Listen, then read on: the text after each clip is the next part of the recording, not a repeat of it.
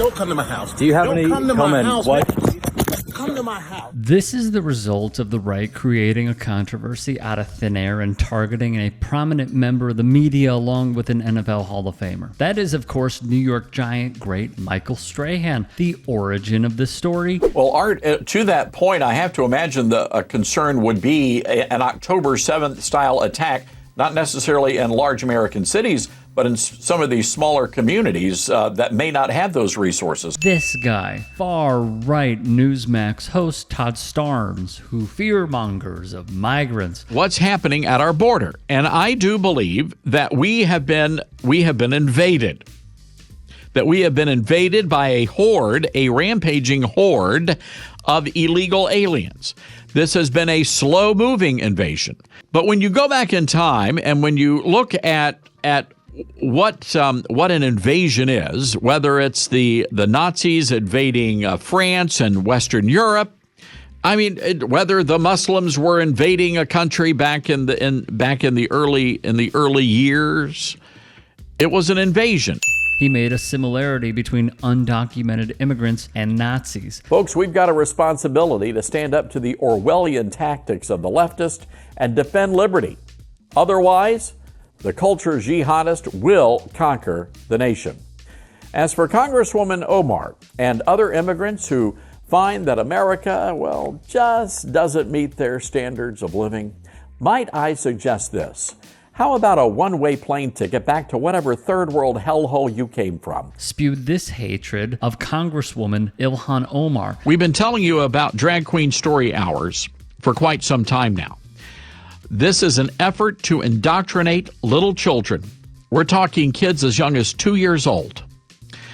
And quite frankly, your local public library has been turned into a drag queen nightclub.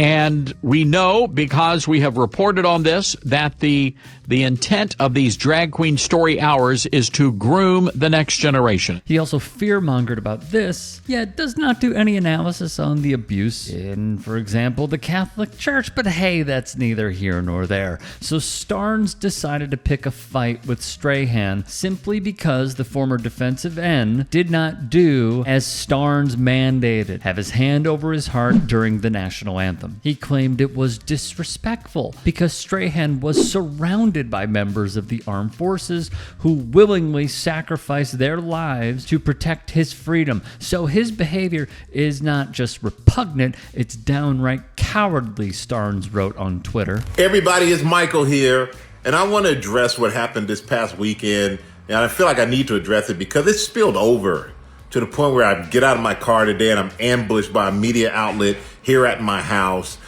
which I'm not proud of the way I handled that whole situation, but I think anybody out there can understand the things you're going to do. You're going to protect your family and you're going to protect your home. Let's pause here. Starnes' whole argument is this. The NFL on Fox pregame crew was at the U.S. Navy base in San Diego, California on Sunday in honor of Veterans Day weekend. Kurt Menefee, Terry Bradshaw, Howie Long, Jimmy Johnson, Gronk, Rob Gronkowski, Jay Glazer, and Michael Strahan were all aboard a U.S. naval ship at the base in San Diego for most of the pregame show. Of course, you will not be surprised to learn that Starnes is a Trump loyalist. He will do anything to stay in the good graces of MAGA world. He was actually, some would say, let go. His contract was not renewed by Fox News after that statement that he made about Congresswoman Ilhan Omar. But he is essentially saying, you must stand at attention with your hand over your heart because you are being disrespectful. Which reminds me. You have to stand proudly for the national anthem.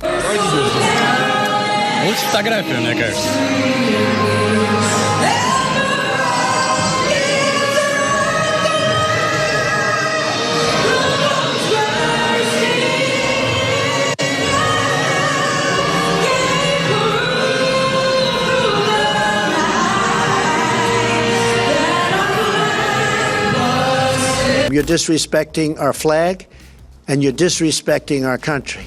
No comment from Starnes on that one. Everyone thought he's protesting. He's making a statement, which is so far from the truth. I have nothing to protest. I have no statement to be made. The only statement that should be made and that I want to make is I love the military. I've always loved the military, and I will always love the military.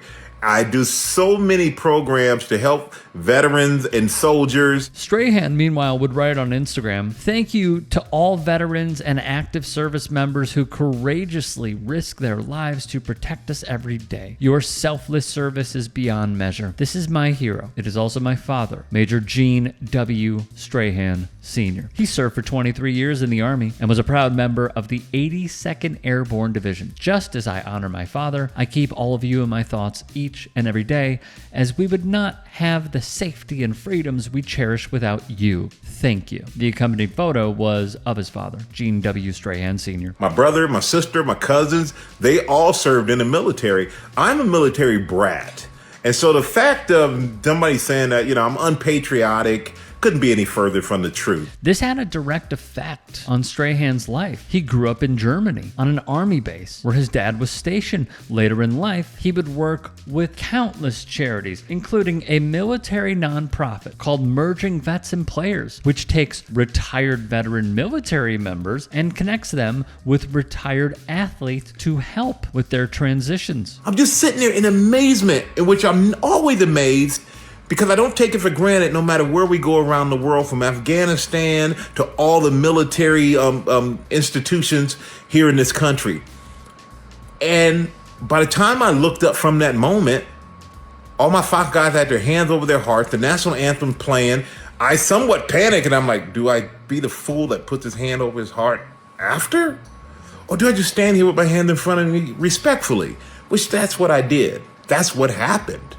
And if that offended any of our military and veterans, I apologize to you, because that was never my intent. Co-host Jay Glazer would tweet in support, "Let me tell you this. I don't know if I have a friend who is more proud of his military roots than Michael. Growing up on an army base, constantly talking about what he learned from his dad, Major Gene Strahan, and how his time there shaped him. I heard it constantly, still do." Glazer would go on. "But also, with no fanfare, I personally saw him donate thousands of dollars of clothes to veterans, including many homeless veterans, as well as clothes for veterans to go on job interviews." Lastly, from Glazer, "I know these days people want to be angry fast, but maybe first, how is this for a novel idea? Ask him if he's protesting something. When you protest, you want people to know, don't you?" He was not just caught up in how beautiful the whole moment was during the anthem and did not think about it. Ask the dude before forming an angry mob, but also maybe find out all he's done for our veterans over the years. The gesture itself, he's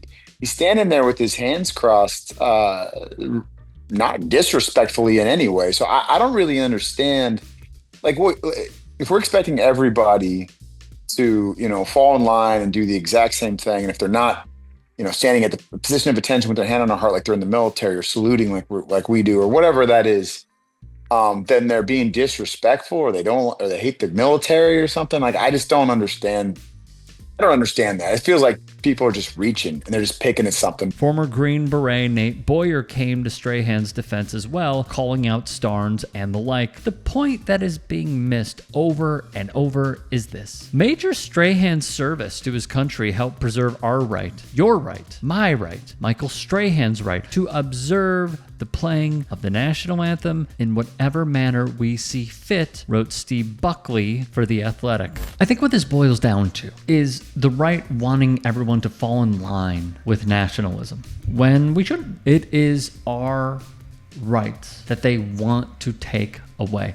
And if Starnes is going to get upset about Michael Strahan paying attention, standing at attention, being silent, respecting the anthem, facing the flag, doing everything that is right and holy in their world, except for having his hand over his heart, I just have to say, where were you when your leader did not do the same? Where were you when there are countless sports fans, countless, as I've said before, taking a dump during the national anthem, buying beer during the national anthem? Jerry Jones saying, hey, if you're on This team, when the anthem plays, you toe the line. Yet when the national anthem played, he was seen with his hat on.